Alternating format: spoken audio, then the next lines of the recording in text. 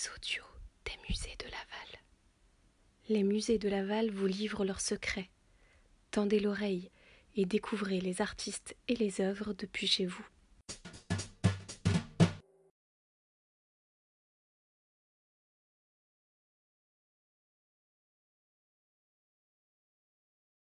Séraphine Louis perd ses parents très jeune.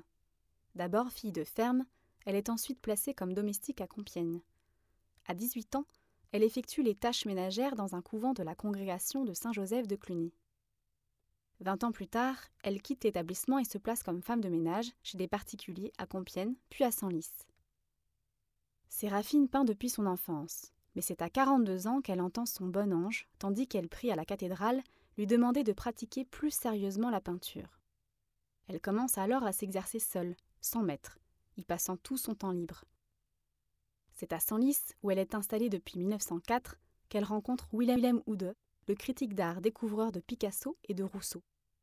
Il s'enthousiasme dès le premier coup d'œil pour cette peinture si singulière. Oude offre sa protection à l'artiste et la soutient financièrement pendant de longues années. Les œuvres de Séraphine participent grâce à lui à de nombreuses expositions. Mais en 1930, à cause de la Grande Dépression, Oude doit cesser de l'aider. Totalement isolée du monde de l'art, Séraphine se sent abandonnée et traverse 2 années d'une terrible solitude. En proie depuis longtemps à des angoisses et un délire de persécution, son déséquilibre mental s'aggrave. En 1932, elle est internée à l'hôpital psychiatrique de Clermont-de-Loise, où elle meurt en 1942, oubliée de tous, n'ayant plus jamais touché à un pinceau. L'œuvre de Séraphine est un miracle d'équilibre, d'harmonie et d'intensité.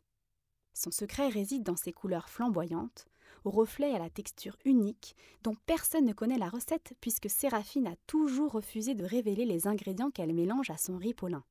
D'un tempérament mystique, elle travaille en alternant supplications angoissées et chants religieux exaltés, persuadée que son œuvre révèle les intuitions spirituelles. Sa peinture se nourrit de son attachement viscéral à la nature, au cœur de laquelle elle puise son inspiration. Le bouquet de mimosa présente le style caractéristique de l'œuvre de Séraphine.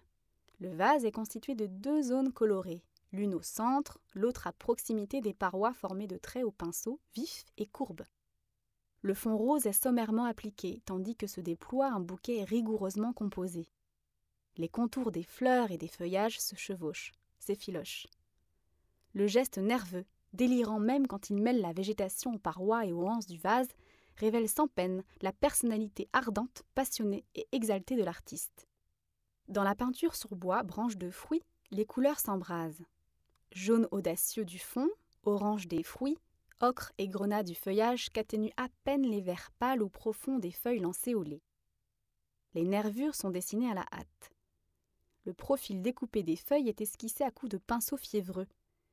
Fruits et feuillages sont emportés dans le même mouvement, absolument inconciliable avec la conception traditionnelle des natures mortes.